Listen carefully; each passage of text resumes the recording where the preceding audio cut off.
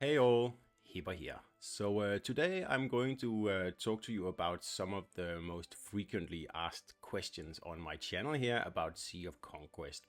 So, so Sea of Conquest has a lot of hidden features and a lot of moving parts, and if you're a new player it can be a little bit difficult to figure out how to do certain things, how to progress, and even, how to move your ship, I assume. So one of the questions I get a lot is how do I split up my ships? And it is a little bit hard to explain in a video, but I'll show you here how it's actually done. So all you gotta do is really just, leave port, and then the secret is to touch the ship out on the right side out here, and then hold it and slide it into the play area where you want it to go. So I'm just moving one little ship here, and now I'm gonna move the other one over to the other side. So that's how you do it really, and it's fairly simple. You can do the same with the flagship, of course, if you just want to move the flagship. So that way you split your ships up. If you want them to stick together again, you just click the ship and click the little return arrow under it, and they will then gather and be together again. So it's that simple. All right. Another question I get a lot has to do with stamina, and a lot of people ask me, what's wrong with my stamina? Why can't I attack anyone? And am I doing something wrong? And the answer is no, you're not doing anything wrong. It's just the way the game is, unfortunately. So stamina is the little green bar you have up here below the yellow bar, and stamina really tells you how many ships you can attack for that day. Now, obviously, if you have a full green bar, you can attack quite a lot of freighters. If you have a little bit, like I do here, you can probably attack like a handful, and that's it. And there's nothing you can do about it. So far, that's the way it is in the game. So, unfortunately, too bad. Alright, so moving on to the next question I get a lot, and that has to do with adventure level. Now, what is that? Well, adventure level is really the level of your player in game, so to speak.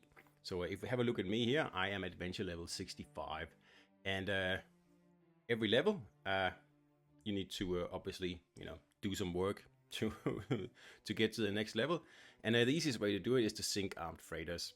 That gives you quite a bit of adventure XP, and it's an easy way to get up to whatever level you need to be.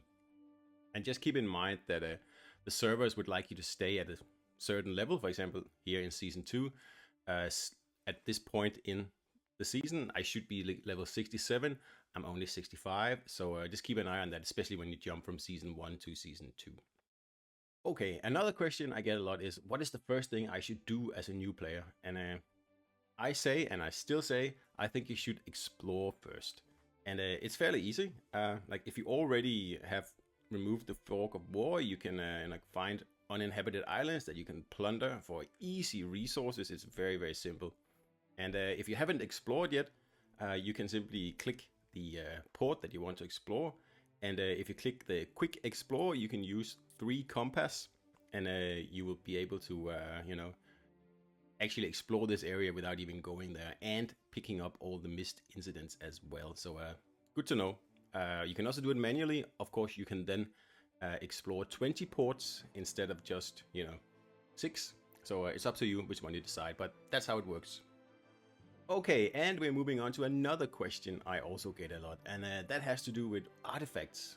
What are artifacts, and how do I get them? And let's start with the last question first. How you get artifacts is simply just to play through the campaign in each season, and automatically you will get the artifacts. Now, getting the artifacts doesn't mean that you have access to them, because you actually have to earn that as well. But if you play through the season, usually you will earn those as just a matter of automatically doing it, really. So you can get the compass, and of course the storm horn lets you travel much faster from one spot to another. And the mirror just means that you get a free pull every day on heroes, which is pretty normal. The teleport lets you surprise teleport to allies or allied ports. And Hourglass of Time speeds up time a little bit. I think it's 2 hours, so it's not really amazing, but yeah, it's good to have anyway. And I have a few here I haven't got yet. Wrist Hook of Omen. It seems to be just a a tool to surprise attack. So anyway, we'll see how it works when I actually get it. And then we have Frigga's Veil. And this seems like you will survive even though you're supposed to die if you get hit by an enemy. I think so. I don't know. We'll see how it goes when we get there. But just keep in mind that, for example, Ristook here, I still have to slay a level 40 monster before I'm allowed to use this artifact. So you still have some work to do even when you find them in the campaign. Okay, another question I get a lot is, how do I get heroes and where do I get them? Well, there's a few places to get them, but the easiest, by far the easiest way is to go into the conch area, right? And you'll have to pick what kind of, feature you're interested in. And then it's just a matter of pressing the once button or 10 times button if you want to pull 1 or 10 times. That's the easiest way to get it. There are other ways to get heroes, like part of campaigns and also in the VIP area here. If you grow a lot in your VIP, for example, at the VIP 7, you get the Boa commander here. And if you move down further, VIP 13, you get the Magnus. So there are many ways, and there's also campaigns within the seasons that allows you to pick up heroes in different ways. For example, this one here for Tanaka, which I've completed. So heroes, there are many ways of getting them, but the easiest way is just to pull conchs.